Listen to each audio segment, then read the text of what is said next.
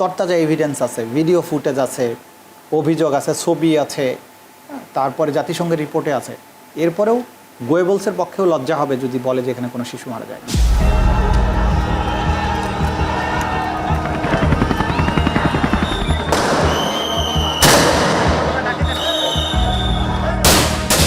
জুলাই আগস্টে গণঅভ্যুত্থানে প্রাণ হারায় ১৫০০ ছাত্র জনতা।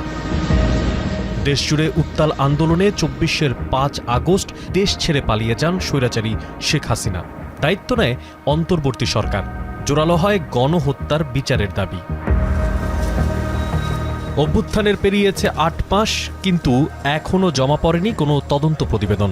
আন্তর্জাতিক অপরাধ ট্রাইব্যুনালের চিফ প্রসিকিউটরের কাছে প্রশ্ন ছিল, গণহত্যার বিচার করতে আর কতটা সময় প্রয়োজন? বান্ডেল থাকলে প্রতি সেনমানিতে টাকা বাঁচবে। বিকাশ সেনমানি বান্ডেল কিনে জিতুন প্রতি লেনদেনে। এখনও অভিযোগ আসছে, সেগুলো তদন্ত হচ্ছে। আমরা যেটা বলতে পারি যে অন্তত 4টা মামলার তদন্ত শেষ পর্যায়ে আছে। তদন্ত রিপোর্ট এই মাসে পাবো এবং এই মাসে অন্তত 1টা বা 2টা মামলার আনুষ্ঠানিক বিচারের জন্য যে ফর্মাল চার্জ দাখিল করা, সেই কাজটা এই মাসের মধ্যেই করা সম্ভব। আমরা কোনো টাইম লাইন বেঁধে দিচ্ছি না। এদিকে জ্যেষ্ঠ আইনজীবী জ্যোতির্ময় বড়ুয়া বলেন, আন্তর্জাতিক অপরাধ ট্রাইব্যুনালের প্রসিকিউটরদের কাজে কিছুটা ধীরগতি রয়েছে, তবে তা অভিজ্ঞতার কারণেই। 8 মাস হয়ে গেলেও এই আন্তর্জাতিক অপরাধ ট্রাইব্যুনাল কাজ শুরু করেছে আসলে আরও অনেক পরে। সেটার গঠন, প্রসিকিউটর নিয়োগ প্রত্যেকটাই কিন্তু একটু বিলম্বিতভাবে হয়েছে।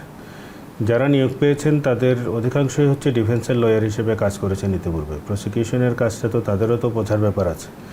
তা আমার মনে হয় যে এখানে কিছুটা অভিজ্ঞতা, কিছুটা হচ্ছে সমন্বয়হীনতা, কিছুটাও নিহা, সব কিছু মিলিয়ে এক ধরনের একটা অচল অবস্থা তৈরি হয়েছে, যে কারণে আমরা আসলে যেটা ভেবেছিলাম যে খুব দ্রুততার সাথে বেশ কিছু হয়তো ট্রায়াল শুরু হয়ে যাবে, সেটা এখনও পর্যন্ত আমরা হতে দেখছি না।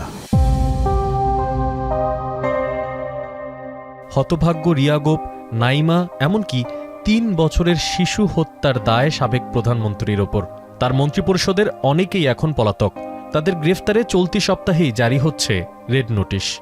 তাদের বিরুদ্ধে রেড নোটিশের জারির প্রক্রিয়াটা চলমান আছে। এটা হয়তো আজকালকের মধ্যেই চলে যাবে। যারাই পলাতক আছে তাদের বিরুদ্ধেই এটা যাচ্ছে। সেক্ষেত্রে একটা বড় বিষয় হচ্ছে যে দেশের বাইরে আছে কি নাই অফিসিয়ালি একটা প্রমাণ লাগে। যেমন হাসিনাটা খুব অ্যাপারেন্ট, ইন্ডিয়ার কাছে আছে, এটা স্বীকৃত, কিন্তু ওবায়দুল কাদের কোথায় আছে এটা কিন্তু কোনো সুনির্দিষ্ট না।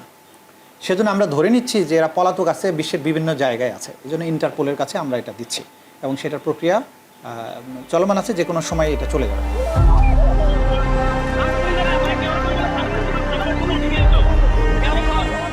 দেড় হাজার ছাত্র জনতার মধ্যে গণহত্যার শিকার প্রায় 200 শিশু, যার দায় প্রধানত আওয়ামী লীগের শীর্ষ নেতাকর্মী ও আইন শৃঙ্খলা বাহিনীর। তাই এই বিচার নিয়ে উৎসুক জনগণ, যার সাথে জড়িয়ে রাজনৈতিক দল হিসেবে আওয়ামী লীগের ভবিষ্যৎ ও আগামী জাতীয় নির্বাচনের ইস্যুটিও। মশিউর অনিক, এখন, ঢাকা।